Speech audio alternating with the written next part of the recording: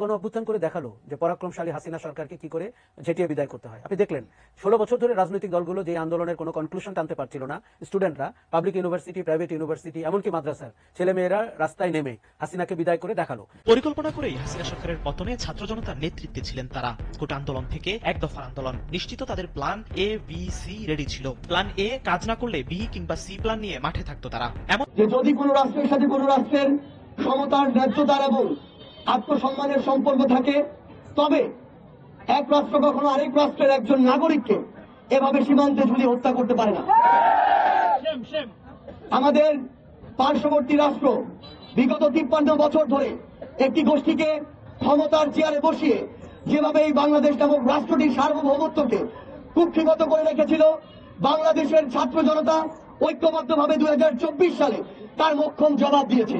থাকি যে 2024-এর এই যে গণঅভ্যুত্থান এবং গণঅভ্যুত্থানের পরে গঠিত অন্তর্বর্তী সরকার, এই সরকার এসেছে ফ্যাসিবাদী বন্দোবস্তকে কবর দেওয়ার জন্য, এবং কোন সরকার যেন মাফিয়া না হয়ে ওঠে, সরকারের যেন জবাবদিহিতা থাকে, সেটি যদি আমাদের মূল লক্ষ্য হয়ে থাকে, তাহলে সংবিধান সংস্কার কমিশনের দেওয়া যেই রিপোর্টগুলো প্রাথমিক সুপারিশ এসেছে তার 50% যদি আমরা বাস্তবায়ন করতে পারি, আমি বলছি না 100 ভাগ গ্রহণ করতে হবে। ধরেন এই গণ অভ্যুত্থান হওয়ার আগে আমরা তরুণদেরকে কি নামে বিশেষায়িত করতাম? ফার্মের মুরগি, গ্যাজেট প্রিয়, কথা শোনে না, মানে নিয়মানুবর্তিতায় না, এই তো।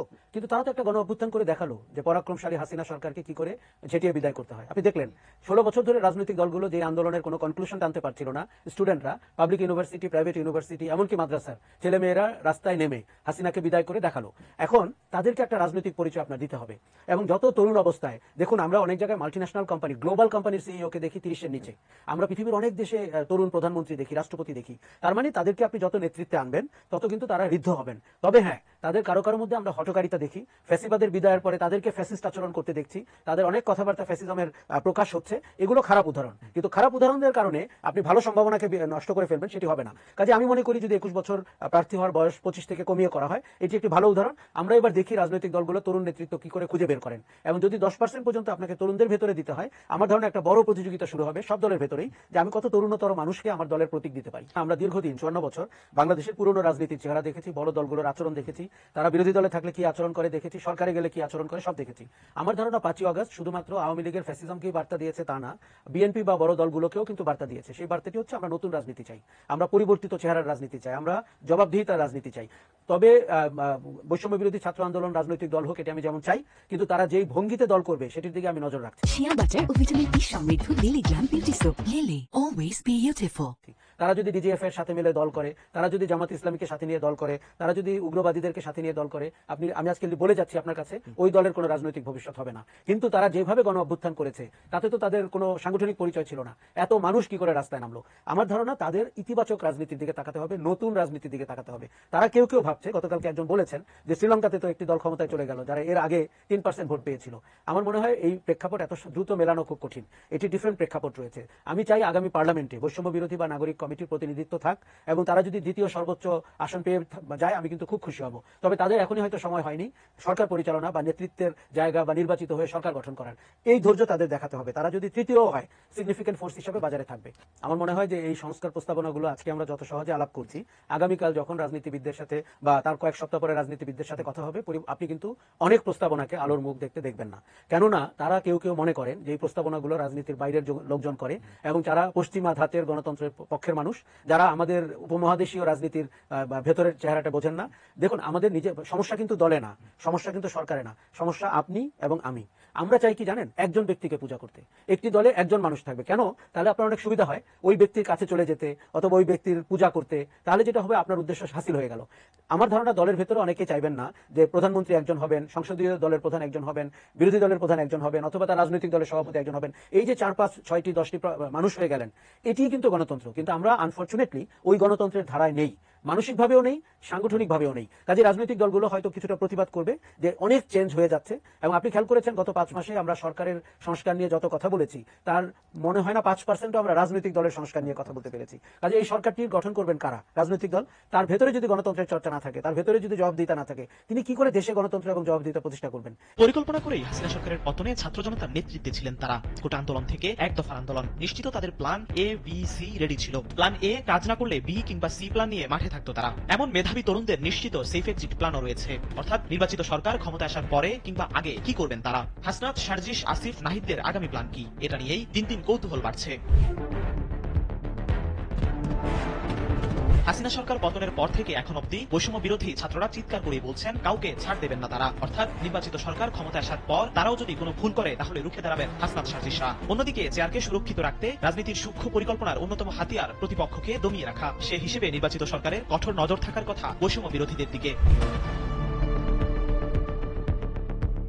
যারা শেখ হাসিনার মতো ক্ষমতাধরকে মাত্র 1 মাসের আন্দোলনে পালিয়ে যেতে বাধ্য করেছে, তাদের বিষয়ে যে কোনো রাজনৈতিক দলই সচেতন থাকবে। সাম্প্রতিক সময়ে বেশ কিছু বিষয় নিয়ে রাজনৈতিক দলগুলোর সাথে তাদের মত পার্থক্য দেখা যাচ্ছে। রাজনীতি বিশেষজ্ঞরা বলছেন যে সরকারই ক্ষমতায় আসুক না কেন, তর্জনী তুলতে পারে এমন পক্ষকে দমিয়ে রাখাই রাজনীতির অন্যতম প্রধান কৌশল। সেই হিসেবে সেফ এক্সিট না পেলে নির্বাচিত সরকার ক্ষমতায় আসলে বিপাকে পড়তে পারেন হাসনাত, সার্জিস, নাহিদ, আসিফরা। অন্তর্বর্তী সরকারে বৈষম্য বিরোধী ছাত্রদের প্রতিনিধি হিসেবে রাষ্ট্র পরিচালনার দায়িত্ব পালন করছেন আসিফ মাহমুদ এবং নাহিদ ইসলাম। কোনো কোনো ক্ষেত্রে তাদের সমালোচনা করতেও ছাড়ছেন না আন্দোলনে নেতৃত্ব দেওয়ারা। তাছাড়া রাষ্ট্র পরিচালনার দায়িত্ব নিয়ে আগে থেকেই আসিফ, নাহিদরা বলেছেন রাষ্ট্র সংস্কার করে নির্বাচিত সরকারের হাতে ক্ষমতা বুঝিয়ে দিয়ে সাধারণ মানুষের কাতারে চলে যাবেন তারা। কিন্তু হঠাৎ করে চাউর হয়েছে হাসনাত, সার্জিসরা নতুন রাজনৈতিক দল গঠন করতে যাচ্ছে। আওয়ামী লীগ শূন্য বাংলাদেশে তাহলে কি অন্যান্য রাজনৈতিক দলগুলোর প্রতিপক্ষ হিসেবে আবির্ভূত হবেন তারা? যদি তাই হয় তাহলে বড় এবং জনপ্রিয় দলগুলো কি বিনা চ্যালেঞ্জে ছেড়ে দেবেন তাদের? এমন প্রশ্নের উত্তর খুঁজতে গিয়েই হাসনাত, সার্জিসদের ভবিষ্যৎ নিয়ে চিন্তার ভাঁজ লক্ষ্য করা গেছে অনেকের কপালে। জানা যায় হাসিনা সরকার পতনের আন্দোলনে হাসনাত, সার্জিস, নুসরাত, নাহিদ, আসিফদের অনেকগুলো প্ল্যান ছিল। প্ল্যান এ কাজ না করলে তারা বি, সি সহ বেশ কয়েকটি প্ল্যান করে রেখেছিলেন। ঠিক একই সময়ে তাদের এক্সিট প্ল্যানও রয়েছে। কি সেই প্ল্যান? কেউ বলছেন রাজনৈতিক দল গঠন করে রাজনীতিতে সক্রিয় হবেন এই তরুণ তুর্কিরা, কেউ বা বলছেন নতুন কোনো কমিশন গঠন করে নির্বাচিত সরকারকে সহযোগিতা করবেন তারা। আবার অন্য এক দল বলছেন আদতে পথ পরিবর্তনের পর তাদের সেই এক্সিট প্ল্যান ওয়ার্ক করছে না, রাজনৈতিক দলগুলোর সঙ্গে বনিবনা হচ্ছে না। আন্দোলনের সময় তারা ভেবেছিলেন মাথায় করে রাখা হবে বৈষম্য বিরোধী ছাত্র আন্দোলনে নেতৃত্ব দেয়া নেতাদের, এখন দেখা যাচ্ছে তাদের সঙ্গে সবার দূরত্ব বেড়েই যাচ্ছে। এসব নানা জনের নানা মতে চিন্তায় পড়েছেন সাধারণ মানুষও। সবকিছুই যারা নেতিবাচক দৃষ্টিতে দেখেন তারা তো গুজব রটিয়ে দিয়েছেন। নির্বাচিত সরকার ক্ষমতায় আসলে অস্তিত্ব থাকবে না হাসনাত, সার্জিসদের। নিজেদের স্বার্থে হলেও এদের বিষয়ে মাইনাস ফর্মুলায় যাবে ক্ষমতাসীনরা। এই গুজবকে আবার তুড়ি মেরে উড়িয়ে দিতে পারছেন না ছাত্রদের একটি অংশ, যে কারণে সেফ এক্সিট হিসেবে রাজনৈতিক দল গঠন করে ঐক্যবদ্ধ থাকার চিন্তাই এখন তাদের অন্যতম টার্গেট। এমনটাই আলোচনা হচ্ছে বিভিন্ন মহলে।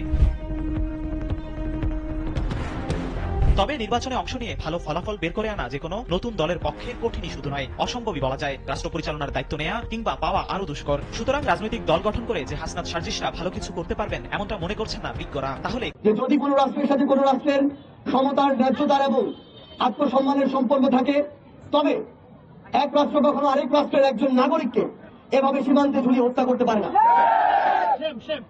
আমাদের পার্শ্ববর্তী রাষ্ট্র বিগত 53 বছর ধরে একটি গোষ্ঠীকে ক্ষমতার চেয়ারে বসিয়ে যেভাবে এই বাংলাদেশ নামক রাষ্ট্রটির সার্বভৌমত্বকে কুক্ষিগত করে রেখেছিল, বাংলাদেশের ছাত্র জনতা ঐক্যবদ্ধভাবে 2024 সালে তার মোক্ষম জবাব দিয়েছে। বাংলাদেশের পক্ষ থেকে আমরা শুধুমাত্র আমাদের প্রতিবেশী রাষ্ট্র নয়, পৃথিবীর প্রত্যেকটি রাষ্ট্রকে একটি কথাই বলতে চাই, আজকের পর থেকে আমার বাংলাদেশের কোন নাগরিকের দিকে যদি কেউ এমন শকুনের দৃষ্টিতে তাকানোর চেষ্টা করে, তবে সেই দৃষ্টি উপড়ে ফেলার জন্য বাংলাদেশের ছাত্র জনতা যথেষ্ট। আমরা আজকে এই মার্চ ফর ফেলানির পক্ষ থেকে শুধু একটি কথাই বলতে চাই, আর যদি আমার কোনো ভাই কিংবা আমার কোনো বোন আমাদের ওই সীমান্তে ওই তারকাটায় তাদের লাশ ঝুলে থাকে, তবে আমাদের আজকের যে মার্চ ফর ফেলানি, সেই মার্চ ফর ফেলানি ওই তারকাটাকে উদ্দেশ্য করে মার্চ করবে। আর যদি আমাদের পরবর্তী ওই মার্চ তারকাটাকে উদ্দেশ্য করে হয়, তবে আমাদের এই লক্ষ্য তারকাটাকে ভেদ করে যতদূর দৃষ্টি যায় ততদূর যাবে।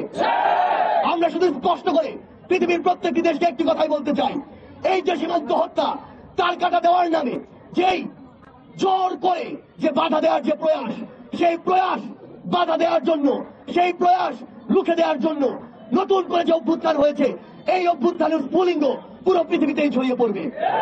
আমরা আজকে এই কুড়িগ্রামের মার্চ ফর ফেলানির শুরুতে একটি কথা আপনাদেরকে বলতে চাই, আমরা আর বাংলাদেশের সীমান্তে কোন লাশ দেখতে চাই না।